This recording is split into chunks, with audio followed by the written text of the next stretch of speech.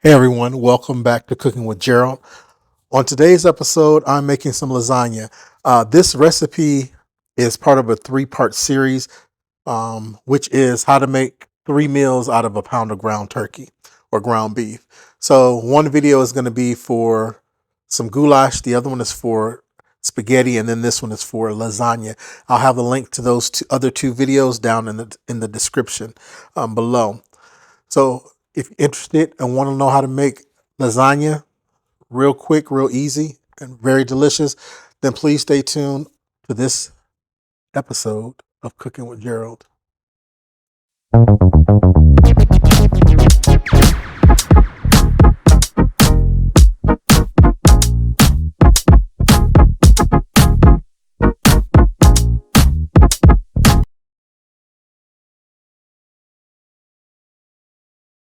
All right, guys, so to get started, we're going to need some lasagna noodles. You can either use the ones that you don't have to boil or the ones you do have to boil, as well as some onion.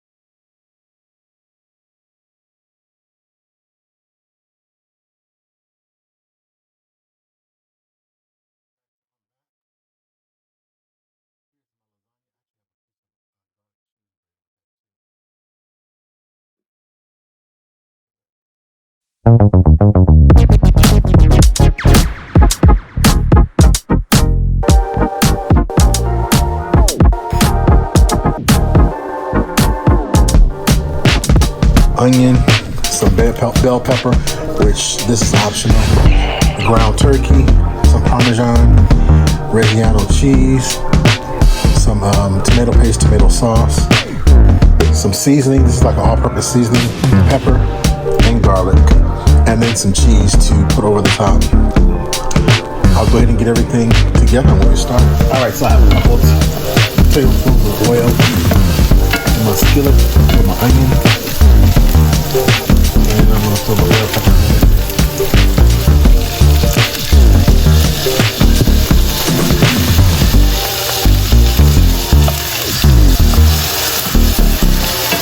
Now let these saute until they become translucent. Then I'll go ahead and add my ground turkey. So my veggies are soft and translucent, so I'm going to go ahead and add my ground turkey. Now, traditionally you would use ground beef, but I don't eat ground beef, so everything that you would normally cook with ground beef, I'll substitute with ground turkey.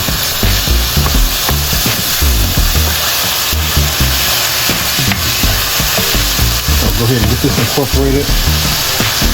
Seasoning, some pepper.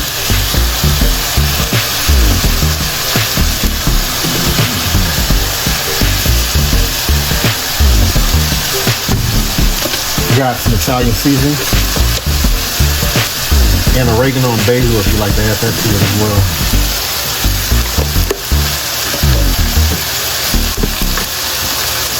All-purpose seasoning.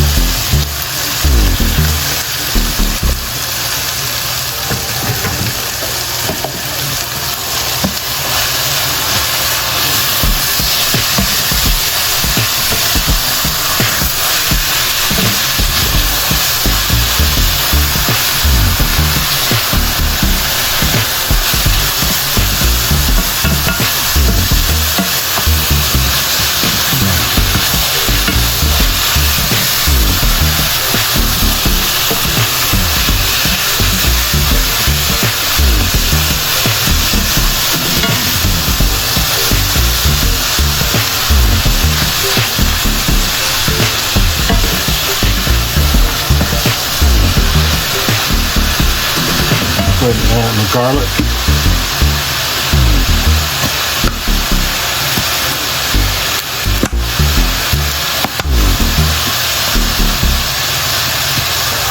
It's about a couple of cloves, minced garlic.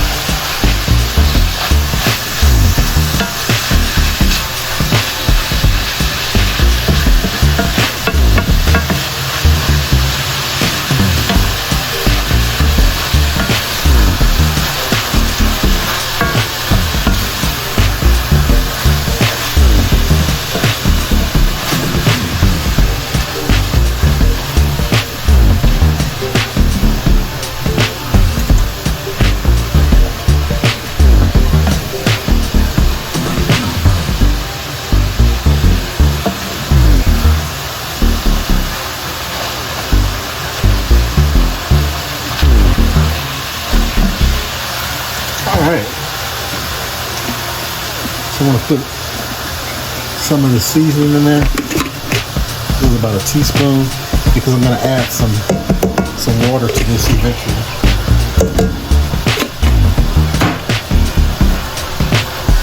Which will make it turn into chicken broth.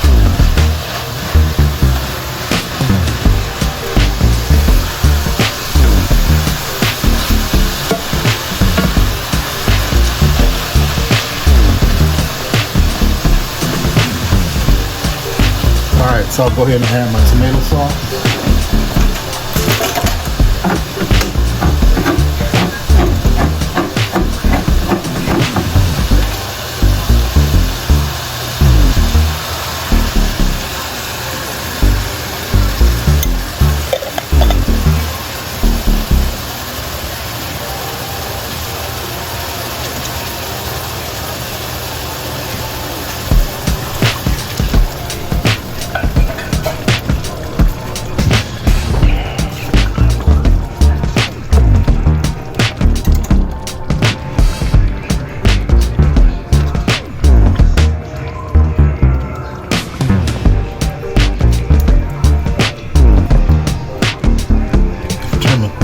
Flame down some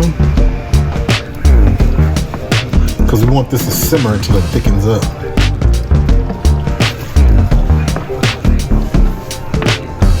Alright, so I'll go ahead and add my tomato paste.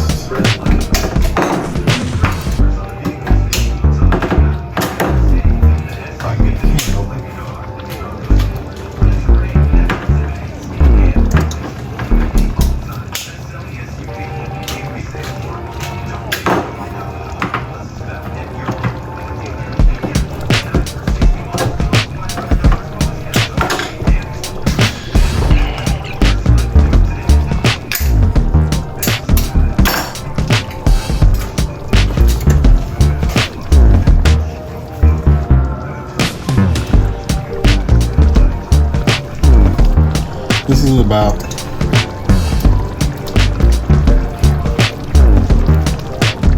three-fourths of a can, small can of the tomato paste. I'm gonna put this in here and play it by ear to see if I want to add the rest. If I don't, what I'll do is I'll actually store this by putting the remainder of it inside of a small sandwich bag, Ziploc bag, and then put it in the freezer. So the next time I need some tomato paste, I'll have some on hand without having to open up and use a whole can. And as you can see, how that thickened that up really quick.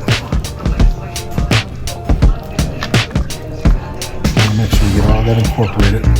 You can also add a can of tomatoes as well. I don't like tomatoes like raw tomatoes. I will eat tomato sauce or tomato paste. It sounds kind of crazy, but like I don't like milk, but I love ice cream and cheese. But just raw milk, I can't drink it. The same with this tomato sauce. I can eat the tomato sauce and tomato paste, but I don't like just straight raw tomatoes, so I don't put those in here. Or if I was to put them in here, I would actually put them inside of a blender and puree them and add them to this. Okay, so I'm gonna go ahead and turn this down on simmer. And this is on a 1 because I have my double iron on with these induction stoves. You have 2 heating elements on here. One is for a smaller pan or pot, and the other one is for a larger pot. This is a larger, wider pot, so I have both of those on. What that does is it gives an even distribution when it comes to the heat being added to the pan. So this is thickened up. I'm gonna go ahead and let this simmer for about 20-25 minutes. I'm gonna go ahead and check for seasoning.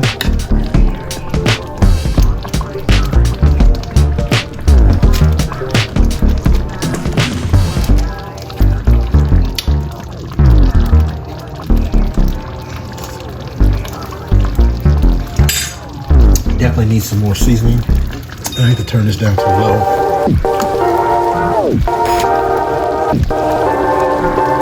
You see like I put a lot of this seasoning on there, and I am, but it doesn't have a lot of seasoning.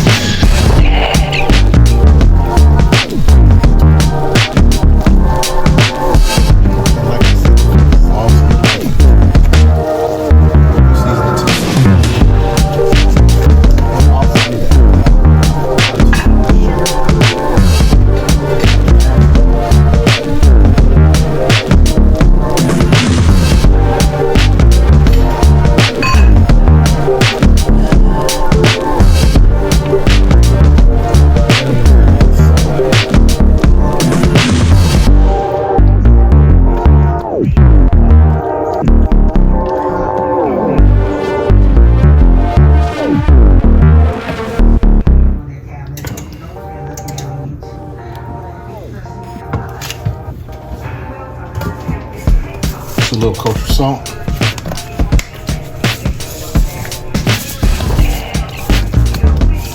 A teaspoon, or actually a half a teaspoon. This kosher salt is very salty. A little accent.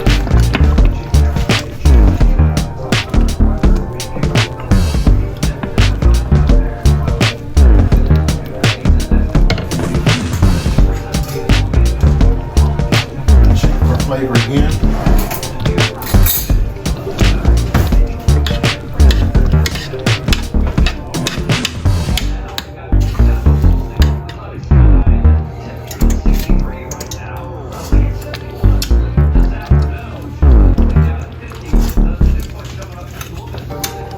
That's actually good. I'll leave it be because this is going to cook down some. And what happens when that happens, what happens is it intensifies the flavor, makes it more concentrated. So I'll go ahead and let this cook for about 15-20 minutes and I'll be back. Guys, so this is the second part of my video when I was making the goulash. So basically today I'm making lasagna. Okay guys, welcome back to my kitchen. Today I'm going to make lasagna. Now with this recipe, I actually made a recipe for goulash, and the meat sauce that I made, which is pretty much a spaghetti sauce, I divided it into half and made half of it the goulash, and now I'm making the other half the lasagna. And the reason I'm doing this is because I'm trying to show you guys how you can be creative, and just because you have one type of protein, you can still take that protein and cook it up and create 2 or 3 different meals with that particular protein that will last you about 3 or 4 days during the week for you, for dinner or for lunch, for you guys that are single like myself. Or you can do it with a family. You just use more ingredients, obviously. So to start off, I have my meat sauce. These are some oven ready pasta lasagna sheets. You can buy the ones that you have to boil. These are very convenient because you don't have to. I have some fresh mozzarella, some Kobe Jack cheese, and the ricotta cheese, which is optional. I'm not using that this time, but normally what I would do is take about a cup of that, add some salt and pepper to season, and then I would purchase some of this Italian style cheese, which is mozzarella, provolone, Parmesan Romano, Fontina, and Asiago. I would actually mix that in with the ricotta cheese and 1 egg. Mix it up together, season it, and then I'll use that in between my layers. However, today I'm not doing that. I'm just making straight up lasagna. And also, you can use cottage cheese and do it the same way instead of ricotta cheese. So I'm gonna go ahead and get started.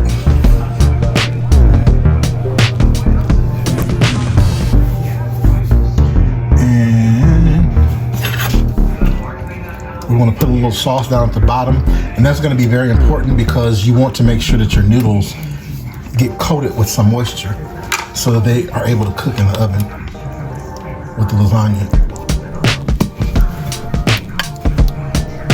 But you don't want to put all your meat down there, so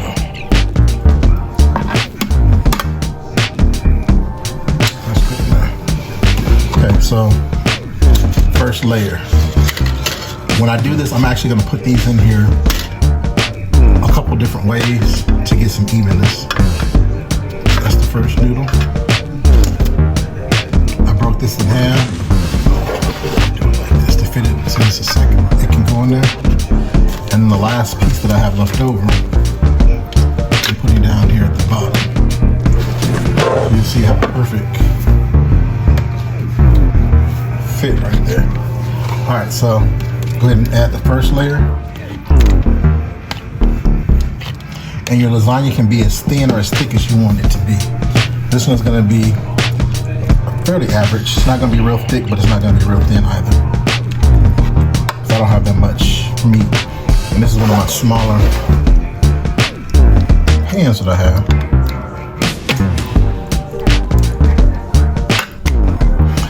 the way I grew up eating it, we didn't put ricotta cheese or cottage cheese in there. If you went to a little fancy Italian restaurant, you got it that way. But at home, all we put was cheese, meat, and the pasta.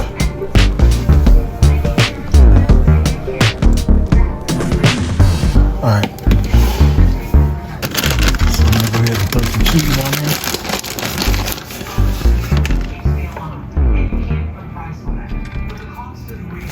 And you can put as much or as little cheese as you like.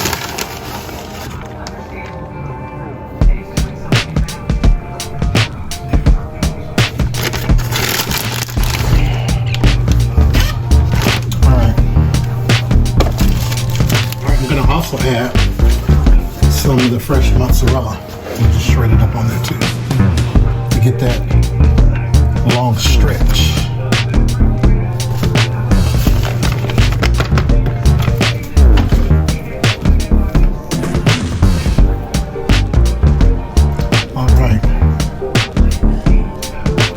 Next one, so this time I'm gonna put the noodles in this way,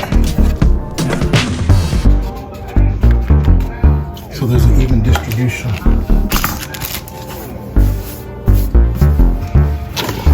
Go ahead and add the rest of the sauce.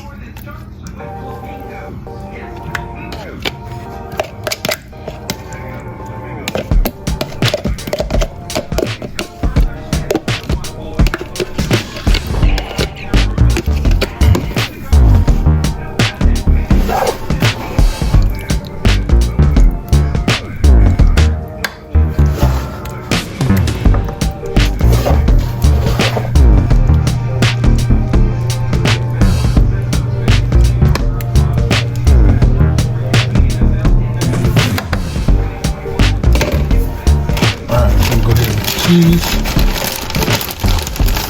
And like I said before, normally what would happen is you would put the ricotta cheese on top of this and then put your shredded cheese on there if you were actually using the ricotta or the cottage cheese.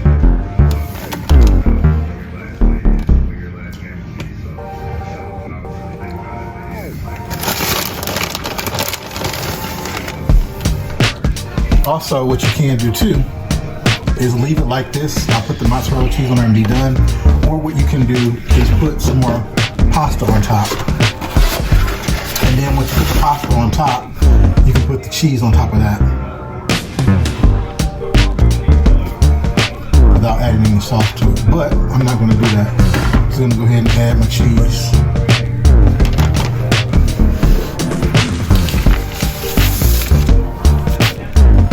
The mozzarella.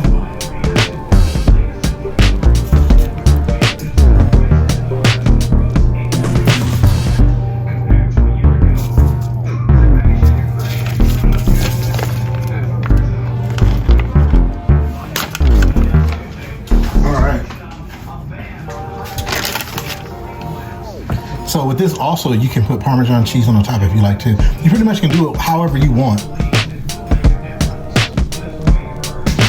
So I got all this on here, so I'm gonna go ahead and bake it. If you don't want to bake it right away, you don't have to. You can cover this up with some plastic wrap and then put it, some foil and plastic wrap, and then put it in the refrigerator and take it out, let it sit out for like about 30 minutes or so before you bake it, and bake it at about 375 for like about 30-45 minutes.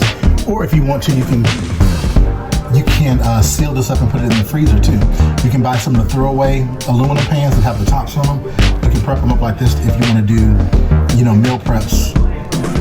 Once you put them inside the container and use the little aluminum crunch down things where you fold it over to seal it, I would wrap it in some saran wrap a couple of times, and then possibly still put it inside of a big Ziploc bag just to protect it, to make sure that it does not get freezer burn, or it doesn't get the flavor or taste of anything that's inside of your deep freezer. So I'll go ahead and put this in the oven and I'll be back.